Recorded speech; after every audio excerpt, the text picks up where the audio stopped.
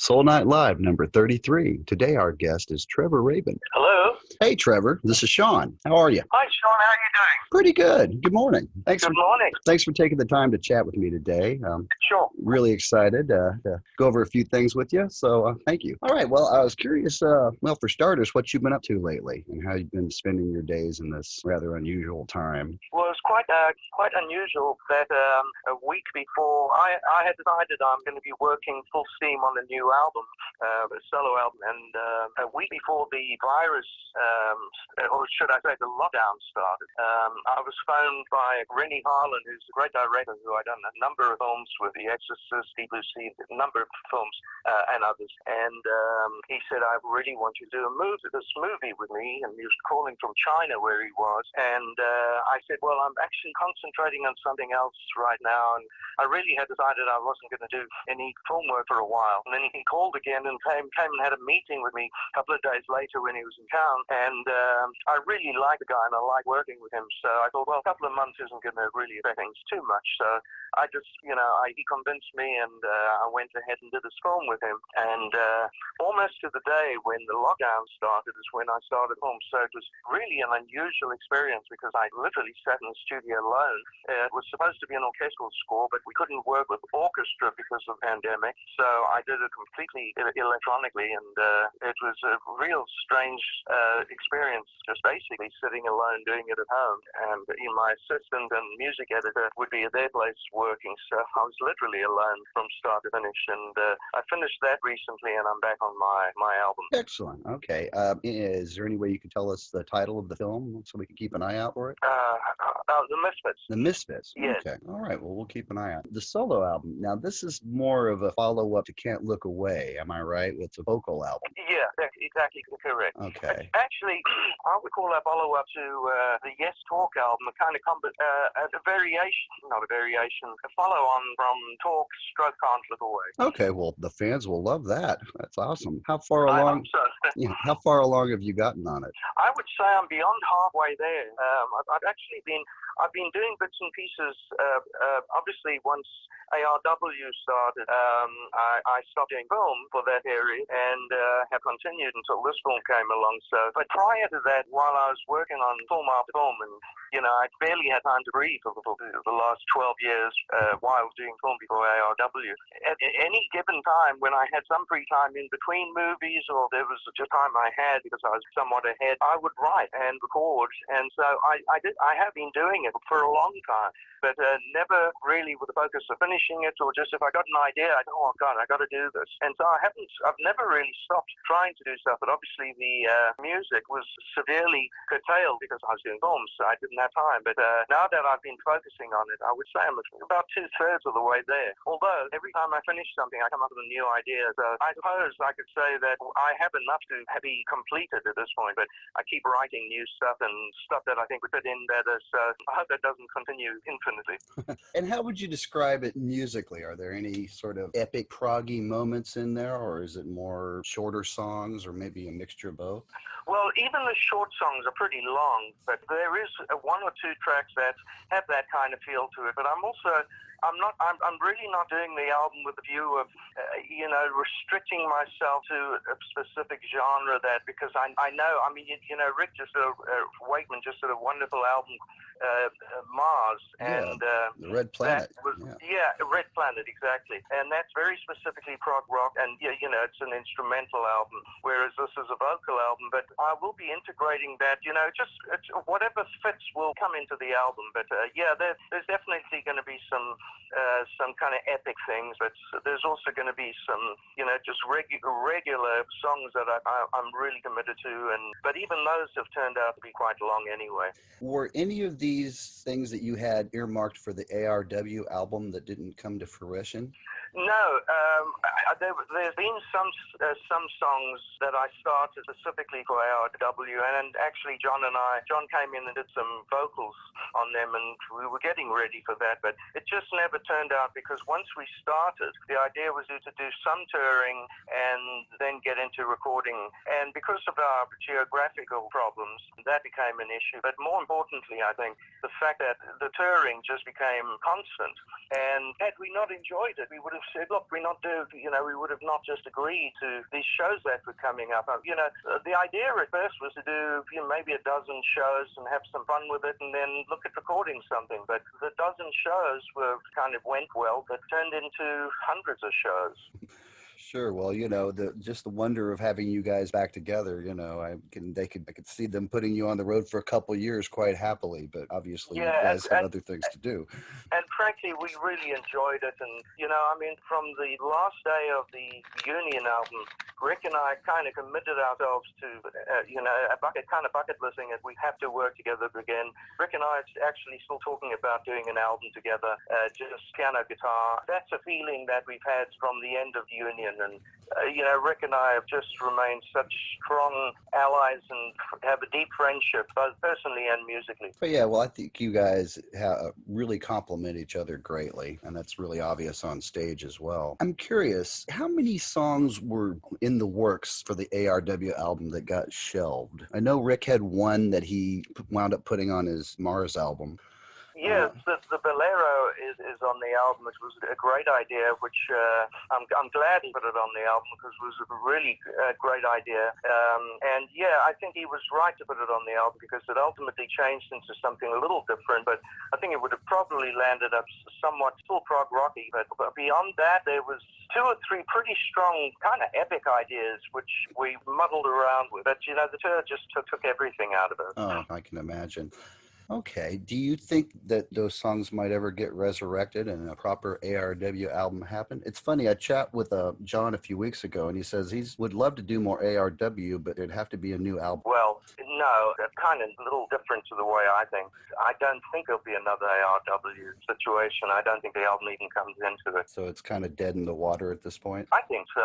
I mean, I'm just being honest, Sure. If I thought something was going to happen, there's no reason why it shouldn't happen, but obviously with the epidemic the way it is, I don't see it happening, and I really want to get my album done, which I've been kind of wanting to do for years, and it's really becoming ridiculous. I really want to get it done, and that's really my first desire. As far as I heard talk of or an interview somewhere where there was talk of maybe a reunion, and that's something that will never happen, not with me. Are you talking like another Union kind of tour with the other Yes camp?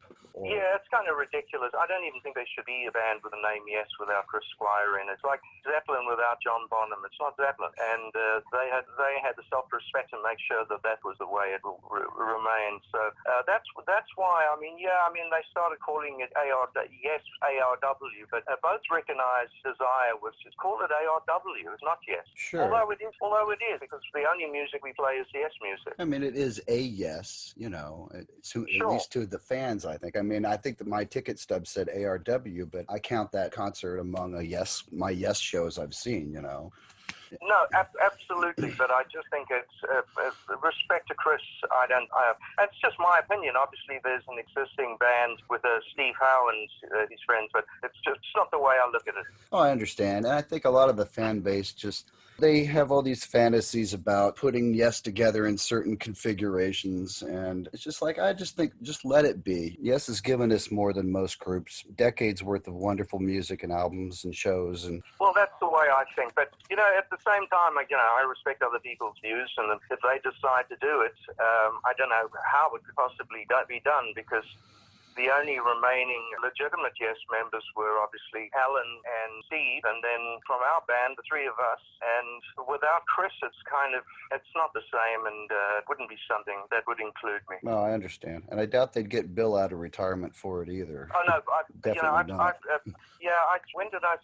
Obviously I had a dinner with Bill during the Rock Hall of Fame thing, and he certainly didn't have any desire to do it, and we both kind of agreed on that. Sure, that's understandable. Okay, well, thanks for clearing that up, because I know that's kind of like the elephant in the room is, could ARW possibly still come to fruition when it came to an album?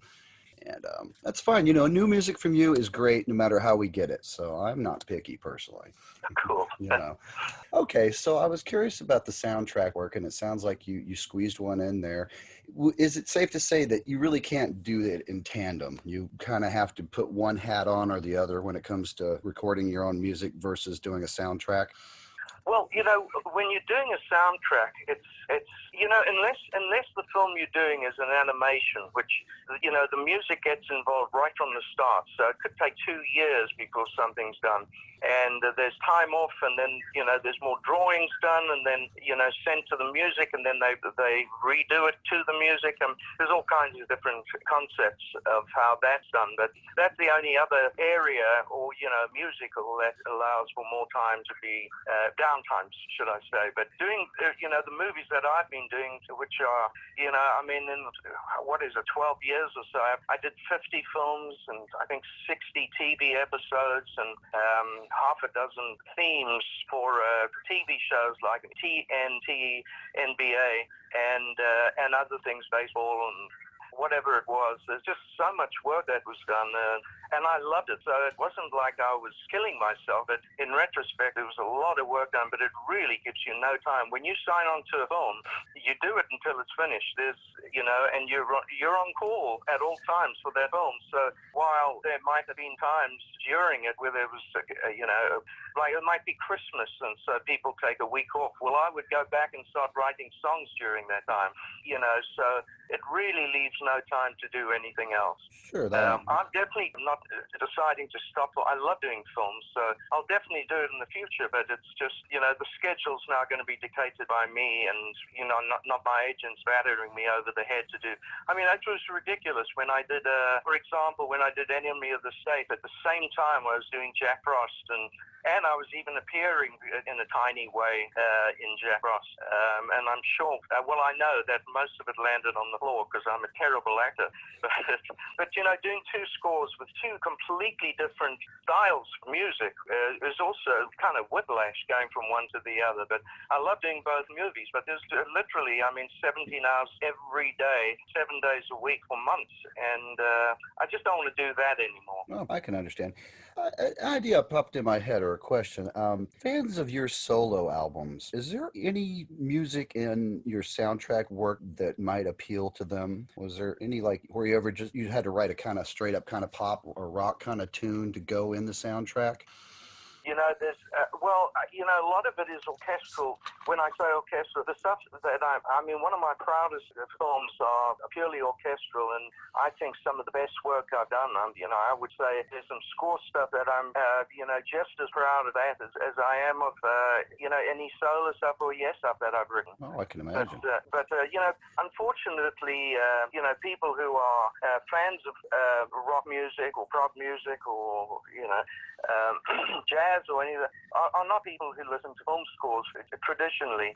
So not many people have heard the films other than going to the films. I do film scores. I've got dozens of them out, but they just demographically don't appeal to Yes fans or fans who buy my records. Okay. Well, I was just curious if there might be a little bit of overlap depending on the theme in the movie. Yeah, I wish. Yeah.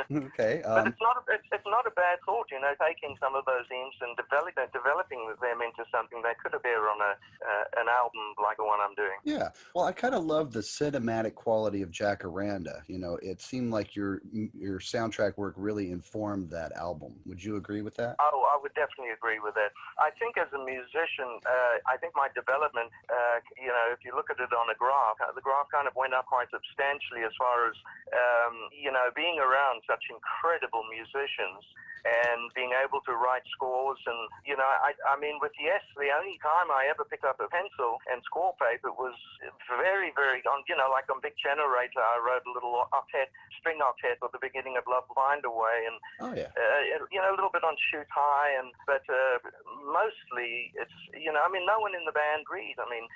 Chris doesn't read, and it was surprising on Union. I'd written something and mentioned I'd write it out for Steve, and he could go back to the hotel and do it, and he said he didn't read. So it's not a criticism because Chris can't read, but he's a tremendous bass player. So so it has nothing to do with that. But there's something to be said for writing some score stuff, putting it on paper, and going into the studio the next day and having it played perfectly the first time, because these people are such phenomenal readers and players. Yeah, oh, yeah, that must be wonderful. Yeah, and so, having done that for 12 years, it really pushed me in a whole different way, which was great, because I had always thought that I used to do a lot of it in Southern. In fact, my very first movie was purely orchestra, and, there was no MIDI, there were no MIDI keyboards. It was, you get the film, and I remember my wife, a girlfriend at the time, went to a little place in the middle of South Africa, Swaziland, to a hotel, and I brought a camera with me with the reel and laid it on a sheet on the room and just wrote to it, which, it was a completely archaic kind of way, but it's, it was just something, it was kind of done like that in the old days. These days, you can have orchestra sounds and make up an orchestra. What sometimes not really acknowledged or understood is that to write for orchestra, you have to have an idea of what the instruments can do, how they interact with the other instruments, the formal analysis, the harmony, the counterpoint. It's all much a part of it. If you just take full orchestra stuff and put it together without thought to the harmonic structure, it'll just sound like a very loud Hammond or something. Oh, yeah, I could see that. Another question. Well, I'm thinking of Jacaranda. There's a lot of dobro on that album. Were you going through sort of a romance with the dobro at the time, or was it just a color? I've always loved playing dobro, and I've never really incorporated it too much. I used to, years when I was like 17, 18, I used to do a lot of, my job for quite a while was just daily session work, and that often encompassed dobro, and I actually played pedal steel as well, but, literally with the pedals, and I loved it. The reason I stopped pedal steel is I used to have to go from session to session, and it's a nightmare tuning it and setting it up every session. So I can imagine. I just gave it up. But I love playing it. But dobro, I just love playing. And I just very consciously decided to, use dobro quite a lot. Yeah, and a lot of times with the slide, which is a really unique sound. And it's interesting. Actually, with dobro, I only do the slide. Only, that's what I was thinking. Yeah, I can't remember any fretted stuff, come to think of it. No, there's none. It's funny. Yes fans, of course, would think of Steve Howe when it comes to slide first, because he's used it so predominantly. And I don't think you actually used any slide until maybe the Talk album, like Endless Dream, the like. Yeah, that's slide guitar though. That's not, and a slide instrument like the one Steve uses is not a pedal steel. Yeah, it's just pedal steel. You have your pedals which do all kinds of things. A lot of work there. Yeah, a completely different instrument. Yeah, Steve basically has the one you put in your lap. It's just on a stand. I guess that's the way. I don't remember. Lap steel. Okay, interesting. All right. Well, I'm curious about the Changes box. It's really awesome, and I was curious about your thoughts about it. It has, I believe, your first 4 solo albums. Am I right? It's Beginnings, correct. Wolf, Can't Look Away, and there's one other one. What's the name of it? There was the first one, which was the first one, and then the second one was Face to Face. Face to Face. That's right. With the guitar. And a little bit like the 90124 album. It wasn't something I came up with. Rob from the record, with his record company, had really talked me into it, and I thought, well, demos are always just an indication of where you want to go. It's not supposed to sound like how you see the master. I think it's not quite the way I wanted people to hear it. Otherwise, there's no point in doing the master and doing it completely arranged as you want to and produced as you want to. But he said, look, I think it'll be very interesting for people to hear where the ideas came from. Like the verses of Bone of the Lonely Heart, contrary to a lot of wrong information that was given out by the producer. The actual verse was written ages ago, before.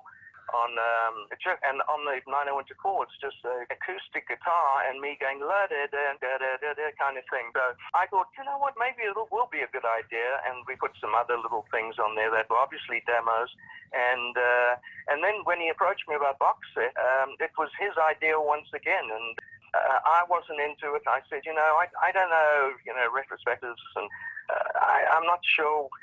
I wasn't really into it, and then he really talked me into it, and by the end I was very excited about it. He really kind of was the inspiration, or the spark that led to that even coming out. Well, it looks like a great compilation, and the packaging is really awesome. What's the best? The packaging is incredible, and in fact, at some point we want to do a box set of score music, and really choose very carefully the best stuff we have. But I mean, in order to get that done, it would probably be not a 10 box, it would probably be 20 or 25 box. But Oh, wow. that's something we might do. I might even go in and re-record some of it with orchestra, and even integrate some scores together, and just make a couple of really long suites of these score stuff. Back in the 90125 days, and there's this fabled 20-minute tune called Time that Cinema, I believe, was the beginning couple minutes of it.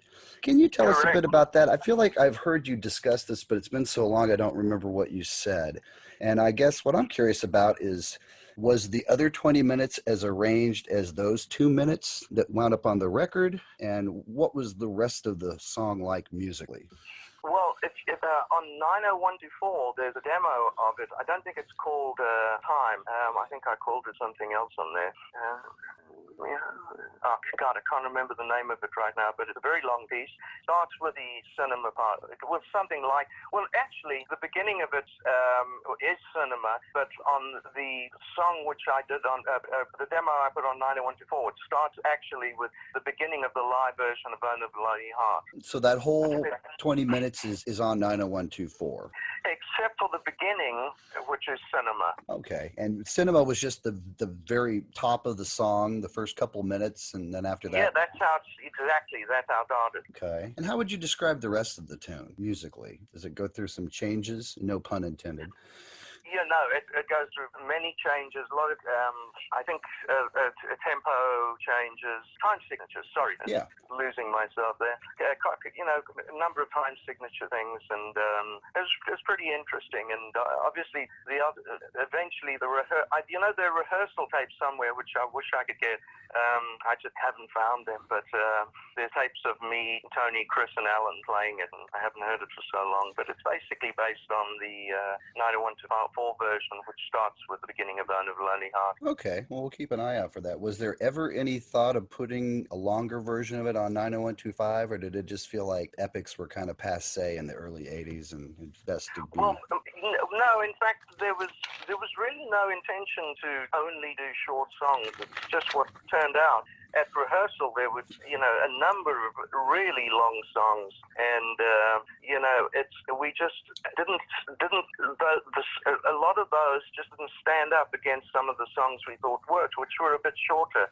But we easily could have done a double album with 90125. Very interesting. I was curious about the Rock and Roll Hall of Fame induction and ceremony, and any memories you could share about the night. Just that it was extremely long and boring. You got to see ELO. Come on. Unfortunately, I think I was out and getting a drink with my wife. I actually missed that, but there's no way you could see everything. It was so long. I mean, seriously, it just seemed to go on forever. Yeah. And then the performance was really, I thought it was not very good, and it was fun getting up and playing. Yeah, he was awesome. Yeah. Okay. Well. At the end thing was quite a lot of fun. I think we played a Neil Young song, and there was a number of guys. Oh God, what's the Rush guitarist's name? Alex Lifeson. Alex. Yes, Alex. Yes. Lovely guy, and we stood is. together and played the last song together. A number of guys that were inducted came up and played. Yeah, I think it was a Neil Young song or something dead simple, obviously. Yeah, there's actually a box set out now with different highlights, and I don't think the All-Star Jam at the end of the night's on it, but Roundabout and Owner's on there, and it looks like they did a bit of editing to make it a little more tidy in spots. Right. here and there. Well, So, I had to come back and mix it here, and it was not easy. well, I think you did a good job. It sounds pretty darn good. Yeah, no, I thank you very much. If you listen to the actual live version from the show compared to the mixed version, it's quite different. Oh, I can imagine. Yeah. Yeah. Question about the ARW track "Fragile." It seemed like that came out with like no fanfare. Almost, I wondered if maybe it just got leaked or something. Can you tell me a bit about that one? That was really quite an unfortunate thing. We were kind of browbeaten into the promoters and everyone saying, "You've been talking about releasing a record." And I said, "Well, it's been very honest. We just haven't had time." "Well, why can't you just do a single?" And I'd written this song, Fragile, and so we all listened to it and thought, well, it's a really nice song, so why didn't we do that? It actually appeared in a TV show. I did a Sharon Stone TV show. So yeah, the Fragile was something that, I had basically recorded it and re-established all the tracks, and then Rick played some beautiful piano on it, and then John came in and sang most of it. The choruses we kind of left there, and John joined in on them, and so I thought it was done quite nicely. But yeah, there was really no fanfare. It wasn't released, and it was as if it was never done. We rehearsed it, and it sounded really great, but I can't remember why, but we decided not to use it because, there's so much music to choose from that, doing that song means leaving out something else, and so we decided, Sure. what the hell, let's not do it. Did ARW ever consider brushing off "Endless Dream" and putting it in the set? John very much wanted to do it. I really, really wanted to do it. It was a big piece for the band to use, and at the time there was very little time to get it done. Rick wasn't too keen, and it was funny. Rick thought the piano part was sequenced, but in fact I played it. It's played on, and I actually used to play it live on tour. Yeah. I loved it. The Talk tour, by the way, I thought it was just such fun. Oh, I did Really too. great. I did too. I thought it was fantastic. Oh, well, I'm so glad you did. I mean, obviously it wasn't, Phil Carson put it pretty successfully.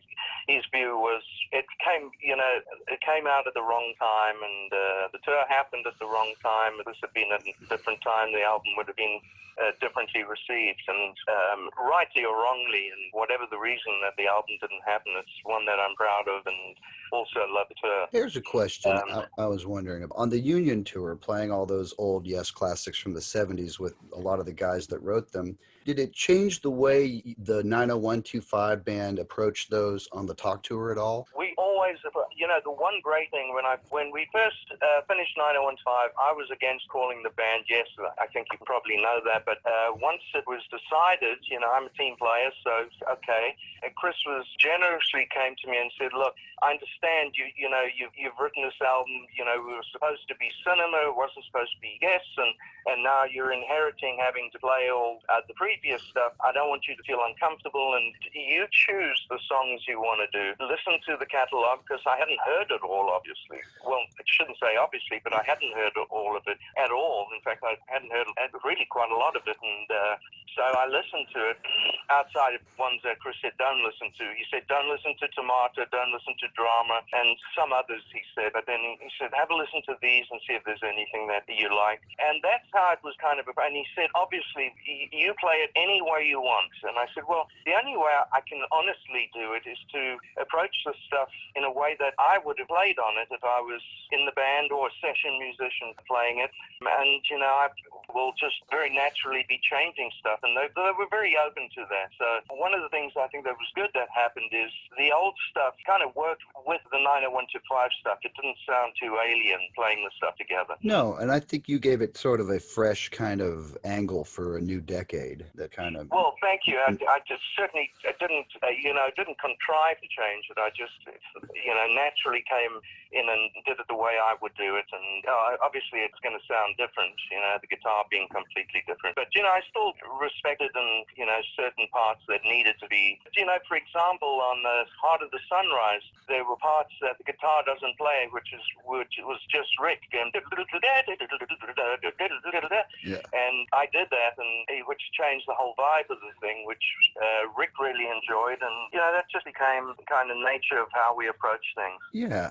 On the Union tour, when you and Steve had to decide on who was going to play what on those, how did you go about that? And was there anything that he was rather precious about? I don't remember exactly what happened, but it kind of, there were times where I would, I'd just play things as I'd been playing them, and it became obvious that, well, this is kind of crazy, one of us should do that, and in the same way that on the 901.5 stuff, the generator stuff, or Steve would, have to not play certain stuff, but he hadn't been playing it for years on the road, so it was very different for me, because I could say to Steve, do this part, do that part. He didn't mind because he hadn't been playing it ever before.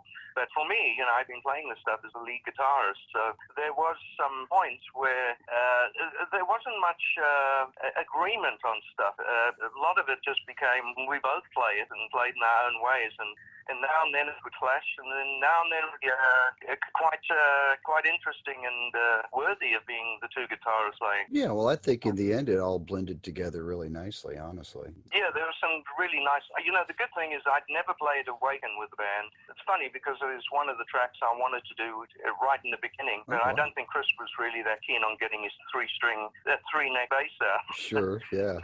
But on the Union tour we did it, and I worked ways around playing, which was different to how I would have approached it if another 901 band had done it. So I came up with some, I thought, cool ideas to integrate to the song. Yeah, and then for the ARW tour, you all dusted it off and took it down a step and kind of went more orchestral with it. Is that a good description? Oh yeah. Yeah, in fact, I wrote a piece which we integrated, which is some orchestral stuff, which we played to little parts in the beginning and the end, and obviously the guitar part's completely different to the record. Okay, just a couple more quick questions. You worked with Roger Hodgson back in the day, and I was wondering if any of the music you recorded together might ever surface. That we always keep in touch. In fact, it was so great seeing him when we did a show together during the ARW stuff in London. I love Roger, and we have such a great relationship, and we've really spent quite some time just enjoying writing together and recording stuff. A lot of it just never got finished, and that's something which maybe at some point Roger and I should time's getting on, so we should do it sooner than later. But it would be quite interesting. There's quite a lot of stuff that wasn't finished, and we've always talked about we should get this done, finished, and forget about where and how it's going to be done. Let's just do it and get it done. Okay. Do you have any working title for your new solo album? Actually, no, nothing is yet. Another quick question, and we'll wrap it up here in just a minute. And I really appreciate you taking the time to chat today. No problem. The arpeggio that's right after the solo in Owner. I've seen this. Yes. I've seen this in a lot of music books over the years, and it's always wrong. People always seem to play it down in the open position. And just watching you on video, you don't do it like that, do you? No, in fact, I've watched all incarnations of Yes that have played it, obviously since I was in the band, and people just playing it, what do you call them? What are those bands? Like a tribute? Tribute band, yeah. And I've never once heard it played properly. Well, it actually is more difficult to do it down in the open position. It's kind of cumbersome and awkward. Yeah, and it's very stretchy on your hands, and it is quite awkward. Am I right that you start with a G power chord on the middle two strings, and you also use some open strings like the open E and A for the first part of it, and then move up to kind of around the F at the 8th fret of the A string, kind of around there? Oh, God, let me just try and think. Well, obviously it's an open A string. I think I'm only using the middle 4 strings. But yeah, I've noticed it's like nobody ever seems to get that right. I was in a cover band that played it a few times, and I didn't get it right either. No, it's really quite funny, and there's a couple of parts which, like in Changes, when I've heard tribute bands or other bands playing it, also the solos, I've never heard that done, which is fine, they do it another way and their way, but I've never heard it emulated. When you do the main riff with the power chords on Owner, the opening riff, do you put in some fifths underneath it on the low E string as you're going up? I do use the E string as the low E string as well. Okay. So Yeah, I thought I heard that in there. when I'm going up the power chords, it's not just the fifths with the bottom string being A. It's also including the E string going up in fifths. Correct. I thought so. It gives it a little extra heft. Okay. Yeah. So when you wrote that riff, did you think to yourself, "This is as simple as A, B, C, D"? It's a funny thing. I wrote it in, I think, 1979 or 1980 on the toilet, basically, and I really, for a while, I thought, this is either something that's happened before, or it's not very good, or it's actually really great. And I couldn't make up my mind. I thought maybe it's just nothing. And then once I started playing it and working through it, I got to enjoy playing it more. And every time I picked up the guitar, I just naturally went and played. And I said, this has got to be something. And then I wrote the chorus first. Yeah, at first I couldn't make up my mind where I thought that the riff was special or not. There's a version on 90124. It starts with the acoustic version, and then after that it breaks into this one with the big fat synth bass doing the riff. Right. And there's an interesting pre-chorus, that you don't have to travel that way. It's a one-way ticket and you ain't got to pay. That whole pre-chorus got dropped. Yeah. That gave it almost kind of a summertime top-down anthem kind of quality. And I was wondering, did you have it earmarked for something more along those lines originally before Yes got a hold of it? I wasn't sure whether that part should stay or not when I first wrote it. But on the other hand, I thought it really led into the chorus working, into the bigger chorus working. That, as you say, that kind of summery feel chorus. But when the first person to recognize it being a hit, actually, was Ron Fair, because I had taken it to RCA, because I was dropped by Geffen after first coming to America, and I'd written it during that time, and they didn't really hear it, and so I started shopping it, and when I got to RCA, Ron Fair, who's, obviously a kind of iconic guy at this point, having signed so many great albums and some big acts and becoming a pretty substantial producer. He was an A&R guy at RCA, and I'll always thank him for being the guy who recognized Under the Lonely Heart, because so many people didn't. I mean, Clyde Davis wrote to me after I sent to him saying that he didn't hear it, basically. I've still got the letters in my studio in the brain. but Ron actually did a version with not Julio Iglesias. What's his son's name? Oh gosh, I'm at a loss for that one. The kid who's the kind of rap or pop star, someone Iglesias. He did a version of it with him and with my original version, and it's actually really good. But they didn't release it because they had finished the album and it didn't make it in time. But he edited that together and spent so much time on it, and I really thank Ron for being the guy to recognize that song, because it didn't sound like other songs of Journey or that kind of was the stuff they were looking for at the time. So Ron was the guy who recognized it, and but ultimately that part was dropped. Okay, well, boy, it became quite the '80s classic, and it still sounds fresh today, I think. Yeah, no, it was. I enjoyed, having written it. I was kind of anxious once we started to get it, to get it recorded in a great way. And the interesting thing is there wasn't a rush for people to do it. It was not at the top of the list. I mean, we didn't record it for ages. I mean, the stuff we recorded first was Changes, It Can Happen, City of Love. Those were the things that everyone was excited about. But I always had the thing in the back of my head that the only thing that's going to be a hit on this album is Under the Lonely Heart. And so thank goodness we did it. I think you're right about that. What year is your Stratocaster? I think it's a 64. I thought it was a 62, but my roadie at the time did some research with the number, and he said, I think it's a 64. Okay. And when did you customize it? Originally it was red, wasn't it, with a white pickguard? Yeah. It was the Hank B. Marvin red guitar, and it was beautiful and brand new. And within a couple of years, I'd nicked it, and there was smoke marks everywhere. And so I literally just sanded it down and painted it with just house paint, basically. Really? Oh, and then okay. started, doing some work on artwork on it. Well, it's become quite iconic when it comes to you, much like Steve's 175. And you changed the pick guard like somewhere in the early 80s also to that more. What is it like is it like a mirrored pick guard, or is it just kind of a brush kind of black kind of one? No, it's chrome, and I like it. It actually makes the sound a little more it gives it a real kind of more of a metallic thing. So instead of going to your amp and putting on too much treble, which you might want to do if it's sounding a bit woolly, for some reason the pickguard tends to I hope it's not psychosomatic, but that's the way it feels to me. No, I have one with a chrome pickguard, and it definitely has, I don't want to say it has a metallic tone, but it has more of an edge to it than the ones with the plastic. Yes, that's a much better way of putting it. Well, I'm glad I'm not imagining it, so you have the same feeling about it. Oh, it definitely affects the tone. Absolutely. Yeah, no, I totally agree. It's funny, on the 9015, the pickups I was using at first were just the original pickups, and we were having such trouble when, you switch on the fuzz box and if the lights come on, suddenly it's like the police come through, Right. Squealing. Humbuckers were the call. So what pickups did you swap out? It looked like there was like a red one in there, and the others were different colors. Were they like? Yeah, there's Bill Lawrence and I think a couple of DiMarzios. Okay.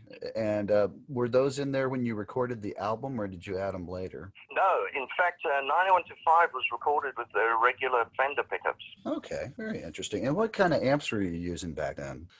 Marshalls. Okay, so Marshalls and Yes, a Fender. I used a regular Marshall bass amp because I just found it's a little lumpier in a positive way for guitar than the guitar amps. Okay.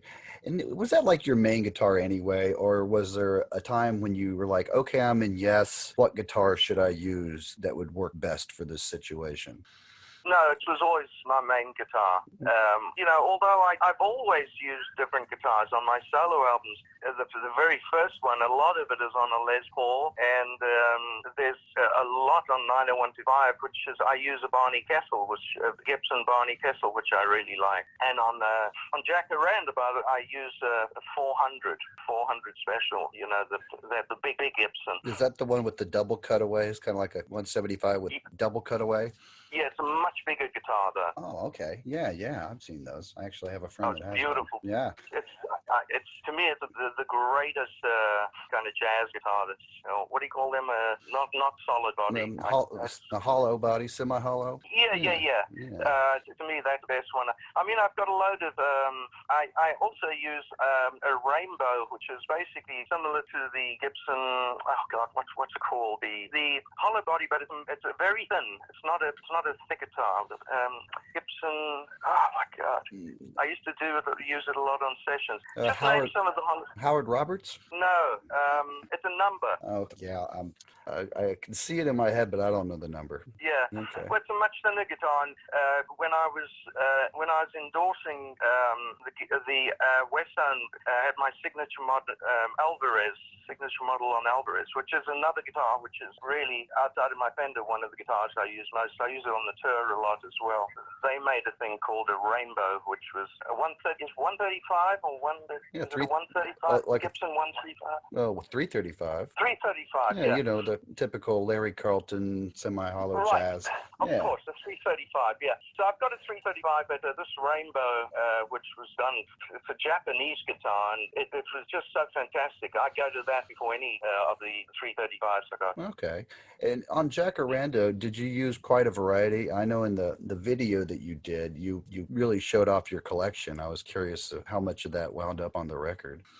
Well, actually, what I wanted to do on that video is use the guitars that I actually played, so it's totally accurate to what the guitars I used are. Well, that's really neat. I've never seen a video done with that angle before. That's really cool. Yeah, I thought it would be the most honest way of doing it, and it was a difficult video to make because I did it basically completely alone in the studio. Well, it was other than when Lou came in for me to shoot, but I just learned out, particularly having having been involved in films for a while, I edited myself, I filmed it myself, I lit it myself, and it was really weird setting it up on a time delay and then going and playing it and coming back looking and then going back and playing it. So it was quite an unusual thing to do. I'd never done that before. Could you imagine any of that music winding up as Yes music? Because some of the stuff on that album, I think, like Market Street and some of those others, was really progressive. And I just thought, progressive rock fans would eat this up.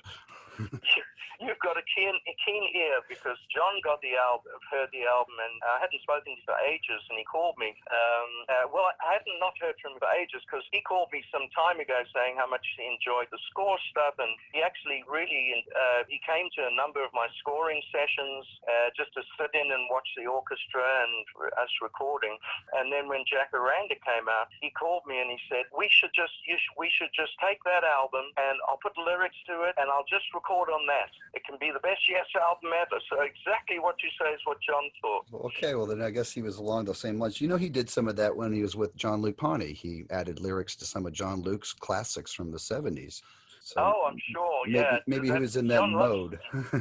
Yeah, he loves doing that. In fact, I can't remember which song it was, but there was one song when he came over, I was playing it to him. He wanted to hear it, so I played it, and immediately he started singing to it, and I thought, that's an idea. Obviously it was a committed instrumental album, but you're right.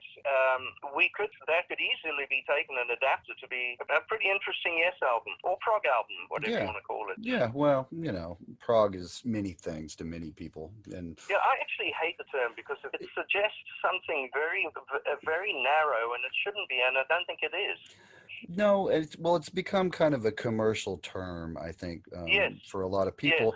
Yes. In the old days, I think it just meant to progress past the typical norms and to make music without a commercial intent.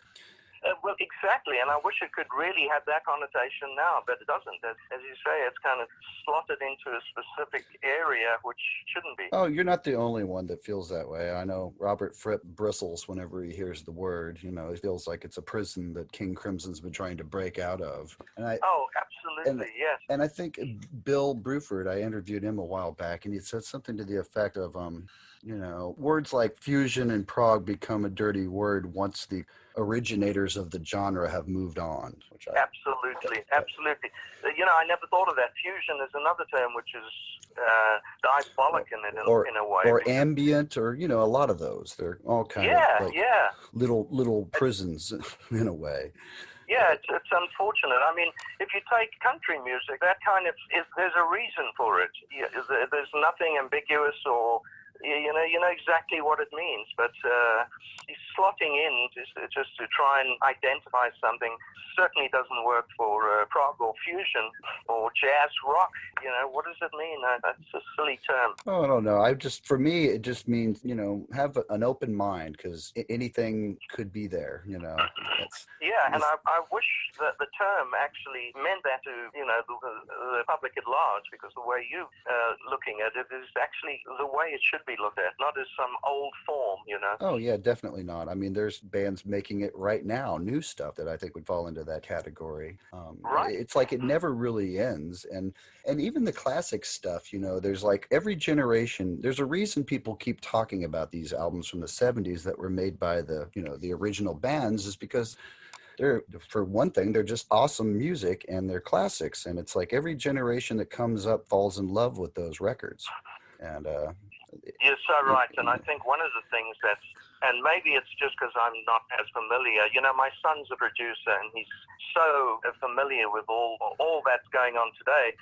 I'm really not. So maybe I'm not seeing it in the same way as one should. But when I look at the 70s, there were bands who established their own genre, and yes, there were bands that followed and tried copy. But a band like the Beatles there was only one Beatles, and it sounded like the Beatles. And then a band like Yes is completely different. they don't. They might borrow from the Beatles here and there, but it's very specifically something exactly it's going to be something completely different. And then ELO was something, at least the ELP, something completely different.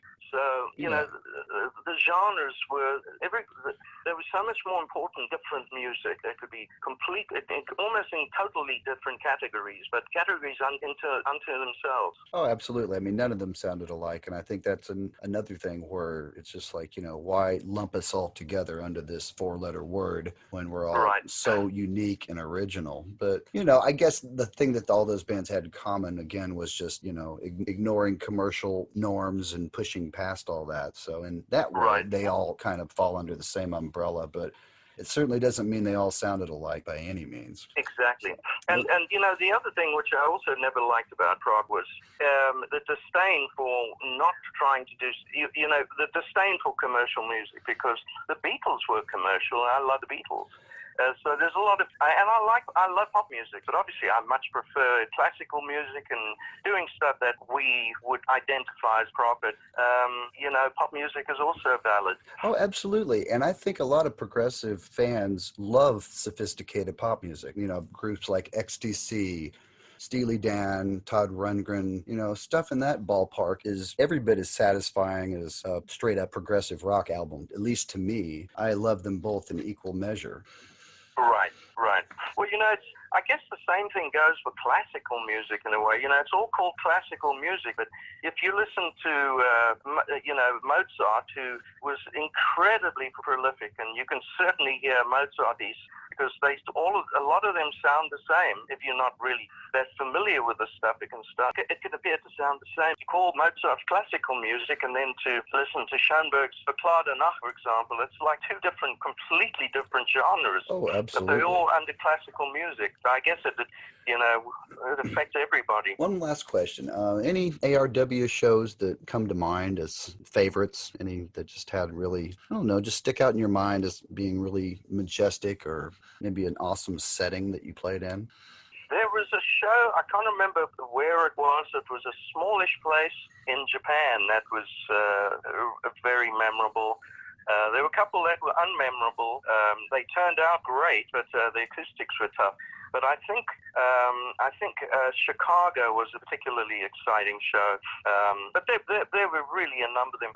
Poland, we had a wonderful show. And there were a couple of nights where Rick and I did, we do the run around on Owner in the audience and stuff. Yeah. Mm-hmm. And it's a bit of a circus and everything, and it's all in good fun.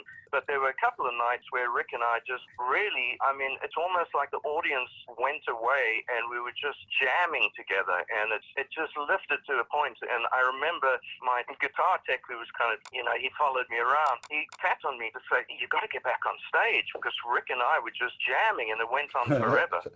I don't remember the gig that was, but I remember that happening, and it happened a couple of times, but those moments were really exciting. Yeah, well, that was great. And that's in the Rock and Roll Hall of Fame box set as well. You all did it there, and you see Rick like standing by Joan Baez jamming out on the guitar, and Right, and she gives him a little kiss or something, right? Yeah, that was great. The other rest of the audience was kind of looking like, "What's going on?" Wow, yeah, exactly. It's rock and roll. I know.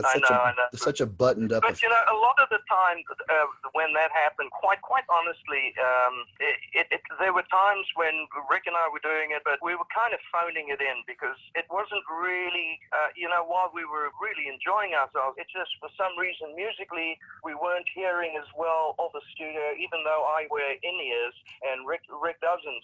There might be nights where it wasn't, it was kind of crapping out or something. But as I say, there were a couple of nights where it really was a special moment and a reason enough to go out and do it, because it really led us to different places. There was a couple of nights really where it was a lightning bolt struck. Rick and I, we were looking at each other across the audience and, just doing things, and I'd be going, and he would do it, and then we'd do it together, and then we'd speed up, and there was some just phenomenal nights. He's a phenomenal player. He sure is. I had the pleasure of chatting with him a couple times in the last month, and I could just sit back and listen to him talk all day. He's got so many amazing stories. And he's obviously the funniest guy in the world. Absolutely. Love him. Love him.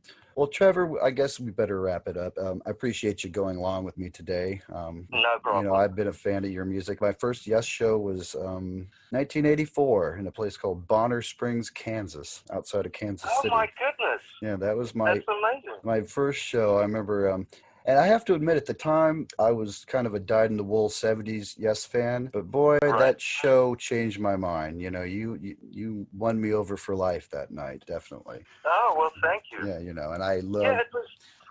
I love the '80s and '90s Yes as much as the '70s. It's just a continuum as far as I'm concerned. Yeah, I must be honest. I was really against changing the name from Cinema to Yes right in the beginning, but after a while, the old stuff which I was playing just kind of became the same thing to me as my songs. It really didn't make any difference. I felt it was mine. And truth be told, John and Chris helped me make it feel like it was mine. We were very, very tightly knit.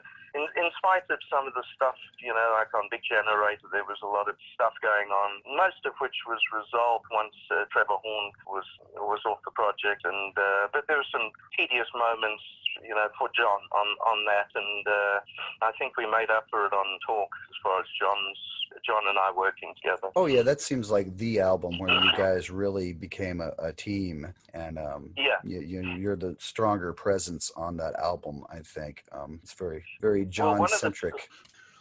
One of the interesting things, and we both got to go actually, but I should tell you, with Endless Dream, I was working on it completely alone while doing the rest of the album. And the first person I played it to, and Chris hadn't put his bass on, and I played a bass on it, but Chris redid it, and the drums were not Alan, and John came in, and I played him the finished thing, and it sounded very, very similar to what you hear now on the record, because the mix is exactly the same.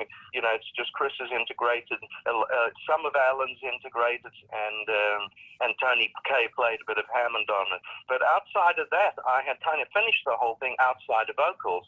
And the first person I played it to was John, and his son was with him, and he came in and I cranked it up, and I said, I want to play something.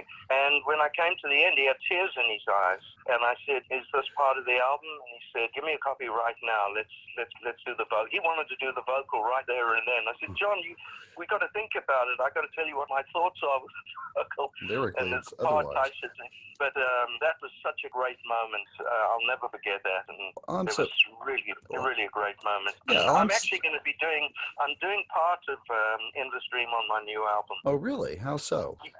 Well, the instrumental, Silent Spring, in the beginning, I have a variation of that, which I don't want to leave out, and I'm going to put it on the album. It's different, but it's the same piece. Well, it's very interesting. Well, I'm so glad you guys got a chance to do a long form piece. Yes is kind of known for these sidelong epics, so it was great to see what you would do in that mode. And I think that song even came to a new level live.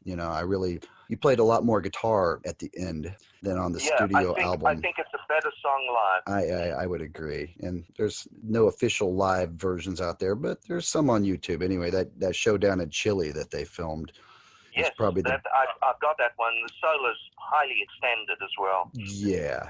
Well, all those open chords and modulations are just yearning for some soloing. So live, you really made it come together. Yeah, you're obviously a guitar player. Oh, yes, absolutely. And you have been a big inspiration for so many years. So thank you. Oh, thank you so much. Oh, my pleasure. Thank you so much, Trevor. Well, take care. All right. And I hope the wind blows away from your house very soon. Oh, goodness, I hope so. Well, great talking to you, man. All right. Take care, Trevor. Okay, Thank bye. you much. Take care.